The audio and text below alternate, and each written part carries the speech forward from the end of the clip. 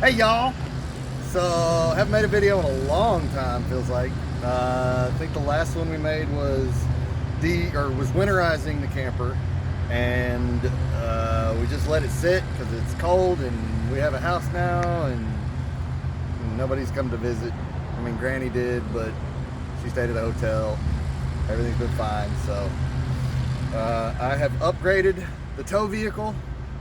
No more Sorrento that is pushing, like shouldn't be, it isn't legal really what we were towing with. The max towing capacity was 3,500 pounds. This with nothing in it is 3,500 pounds, which means that bone dry, this is exactly the minimum or the maximum that the Sorrento can tow, even though in Europe the Sorrento is the towing vehicle of Europe. Americans have to have big, I don't know, we have mountains and curves and things, I guess, that Europeans don't, so we're better than y'all in every way, maybe? No? You're terrible. Anyway, so I thought since we're swapping vehicles and making my truck that already comes with a brake controller attached to it, everything is ready to go. It tows 9,600 pounds as opposed to the 3,500 pounds that the Sorrento does. So, like, I don't think this thing's gonna squat when we load the camper up on it. It's not gonna feel it. It's gonna act like, finally, you've put me to some work and I'm happy. So, I put the weight distribution hitch on here, and I realized that for the Sorrento, it has to be really high, but for the truck, it actually needs to be flipped over, and this thing needs to be down here just to be at tongue level with the trailer to be level while it's on the truck. So, 1.1 both sides, nut and bolt. I mean, that's mine. You may have a little bit different weight distribution hitch, but luckily, that's all I got to do with mine. Take 2 bolts out. That one wasn't all the way on. Yeah, I've already kind of loosened it. I cheated for the magic of TV. I say 1.1. I hope I didn't say 1.5 because that's this side. Pretty sure you said 8. So. Oh no. And this is real life, folks. Your tools fall apart. I broke. I have so much torque on this bit that it can't handle it. That's nice. Hilarious. Let me go find another bit. Okay, pausing.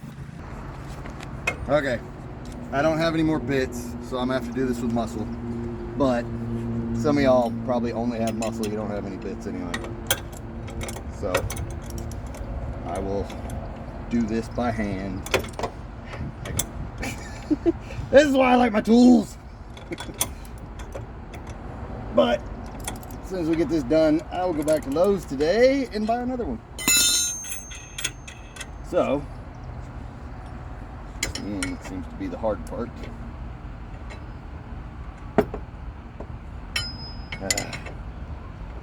Wish this was a ratcheting wrench. I guess I could just do this. It's a work.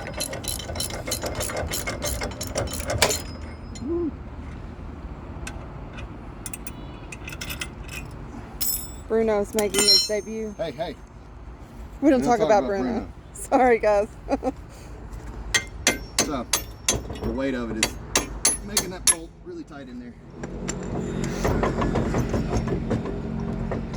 If you do this on the truck, it's easier to fight with all these bolts than just on the ground because that's how tight this sucker is on there. If you're fighting with this on the ground, the truck will hold it for you.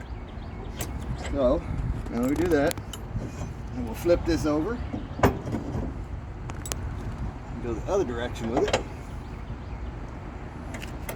Now, some of you, this is your first hitch in the first place, and you didn't go from a small vehicle to a big truck or a big truck to a small vehicle. You don't know how to do this anyway. So,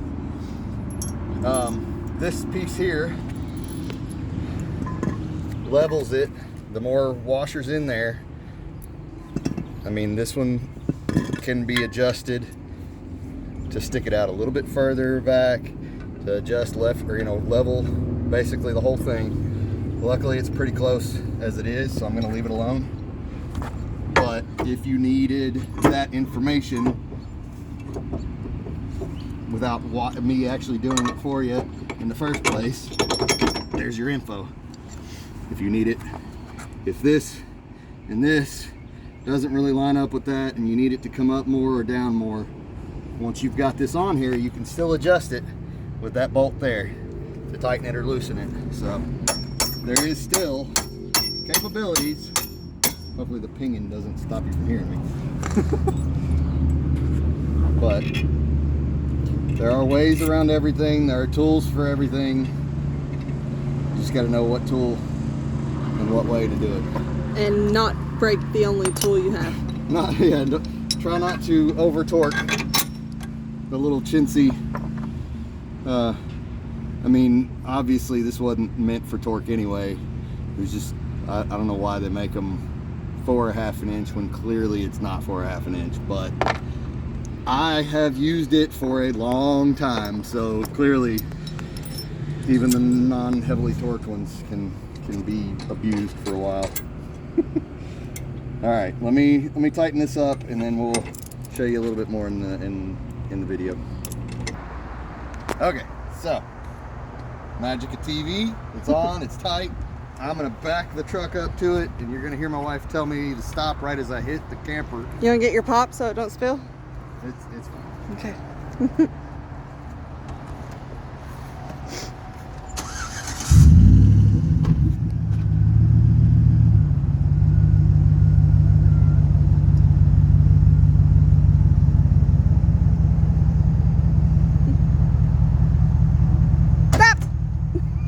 Too late. You hit it. I told you. But it moved significantly. Cool. Yeah. I will lift it up a little bit more. Try it. Stop me before I hit it this time. Stop. Right there? You're directly under it. I'll set my emergency brake so that when I let off the brakes, it won't move. There you go. Good thinking. So, since I broke my bit, that was actually what I used on this. I bought this off of Amazon and swapped it out. I think I put it in another video if you want to watch our other videos. But this has been a lifesaver because it works like the original one, only it can lift even more weight than the original one was. I've heard a lot of the original ones break on a lot of people, and literally just drop the camper. Yeah, and then it's just laying on the ground, and they have to have somebody help them get it off of the ground in order to even get a new jack in. So we went ahead and preemptively bought one. Most people seem to buy the electric one that you push a button and it goes up and down on its own, and that's great and all, but there's no backup to that. It is electric. What else you got?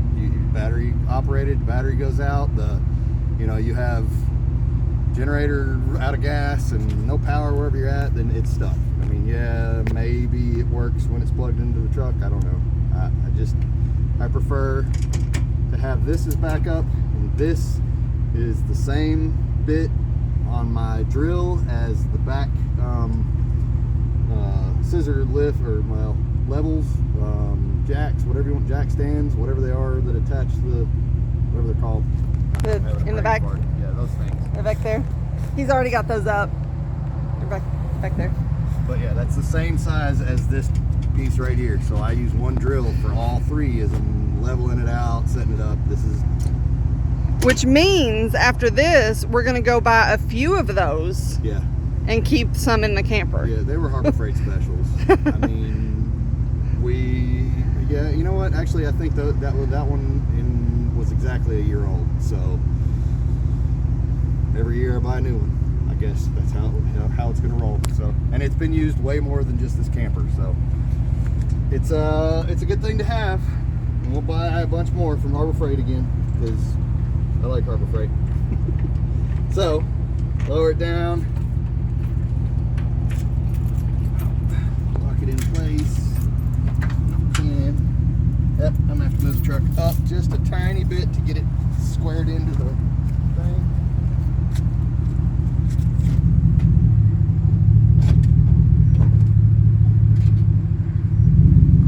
Drop down?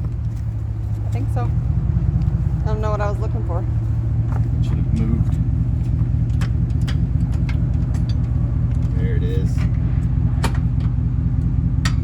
So that's in now, and I can lift the truck up a little bit.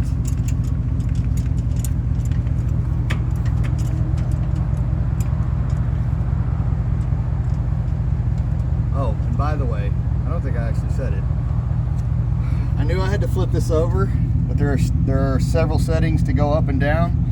If you have your camper level and you have your truck level, the ball should be somewhere around this height when it's in here. That's how I knew where to line it up at, which holes here to have this in. When it was up here, it was way too high. It's not gonna line up. It's not gonna ride right. It's gonna put all the weight down and be either wonky, or it'll make the camper do the Carolina squat that I really think all you young idiots don't need to do. Please stop it. Sell your truck to someone who knows how to take care of it. Anyway, now we're level. I put the distribution bars in and lock them in place. There is a tool. Some of them with the chain, I think it comes with a different style tool for the chain, but it's still the same principle. This is a spring. It doesn't look like a spring, it looks like a big bar, but it's what they call a spring because the weight distribution hitch doesn't distribute the weight onto the trailer. It pushes it more level with the front of the truck. If you don't have this on here, the weight when I let off will sag the back end of the truck. As a matter of fact, let's just go ahead and do that so I can show you what I mean. This truck can handle a lot of weight on it, but as you can see, as I'm lifting the leg up, the truck is going down. Now, it may not go down a whole lot because my truck is a big, sturdy truck, but it has dropped a little bit. Honestly, I'm going to go ahead and say that my truck probably doesn't need it, but I'm going to put it on anyway because it helps no matter what. Anything, they recommend a weight distribution hitch on anything 1500 series and lower, which mine's a 1500 series. It just happens to be the top towing of the 1500s of that year. And so it is suggested for 1500 and lower, and was absolutely necessary for the Sorrento to make it. If you're driving a Jeep, even a Gladiator, the Gladiator can handle 5,000 pounds. It still would do better with a weight distribution hitch because your steering wheel will be on the ground instead of kind of up in the air, squatting up, doing the Carolina squat that keeps you from being able to steer properly. And I'm not making fun of Carolina, and I'm not saying, hey, my phone is going off because I have people randomly texting me in the middle of these videos, but I'm not making fun of Carolina. It's just what I hear that squat is called. But so when I put this distribution hitch on, it's not because I don't think my truck can handle it. It's because even though my truck can handle it, it's so much easier for it and better on your vehicle to have it, and tow vehicle to have it, than not, because it makes sure that you're level with where you need to be. The SUVs, Suburbans, all those other things, those are a level vehicle. The trucks seem to have bigger rear end, you know, the rear end is higher than the front end, so it's, I'm sorry, I'm going into man details, mansplaining, but anyway, it's better for the ride, especially at highway speeds. If you're going above 55 with your camper, do not do it without a distribution hitch. Shouldn't do it anyway, but I do. So, we'll put it on, or lift it back up again, get this sucker jacked up again.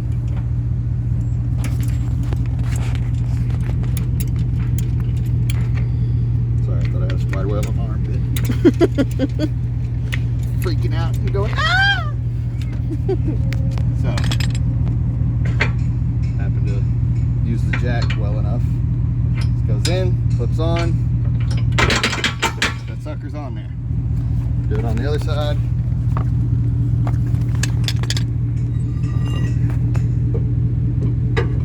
Goes in, clip goes in, pin goes in to hold that in. Now is where the tool comes in place. Stick it under there. The little hook in the hole. This bar will go into there. And you push it up, give it a little kick to go past that. And a little pin. If it doesn't, just go in, flip flops. Still have enough strength to kick it in there. So, we're good to lay it down, or not lay it down, but lift the leg. I also bought a leg extension, I guess you want to call it. I think this was Harbor Freight. We'll try and find some links to put in the description so you guys can find them elsewhere. That way, I don't have to put it all the way to the ground just to get it up or down. That's good to go. We'll plug in straight to this. I don't need that Wi-Fi Bluetooth brake controller that does not do what they say it's supposed to do. When I hit the brakes with the Sorrento on the Bluetooth brake controller, it would lock the brakes up on the trailer instantly or way too late, and you could absolutely feel the difference, and it was horrible. Whereas with this truck, having a brake controller built into it, it should be nice and smooth. I locked the emergency brake pull to the truck so that if the trailer comes loose, it will 100% be, it'll stop the trailer and lock the brakes up.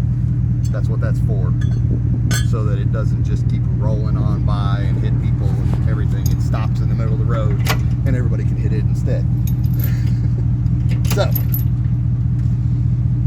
cross these, lock them up, make sure they're not dragging the ground.